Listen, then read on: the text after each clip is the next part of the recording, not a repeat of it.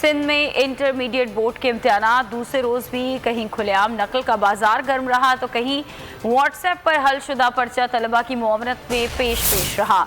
हैदराबाद में 12वीं जमात का ज़ूलॉजी और नवाबशाह में केमिस्ट्री का पर्चा आउट हो गया। लाड़काना में केमिस्ट्री के पेपर में खुलेआम छपाई। सक्खर में बॉटनी के पेपर में तलबा ने जमकर नकल की। खैबर पख्तूनख्वा में 9वीं और 11वीं जमात के सालाना इम्तिहानात शुरू। सिंध में इंटरमीडिएट इम्तिहानात में नकल का बाजार गर्म। महकमा तालीम और तालीमी बोर्ड नकल रुकवाने में नाकाम। कई शहरों में टीचर्स की निगरानी में खुलेआम नकल जारी। हैदराबाद नकल माफिया का ठिकाना बन गया। वक्त से पहले ही ज़ूलॉजी का पर्चा आउट। व्हाट्सएप पर हलशुदा पर्चा तलबा की मुआवनत में पेश रहा।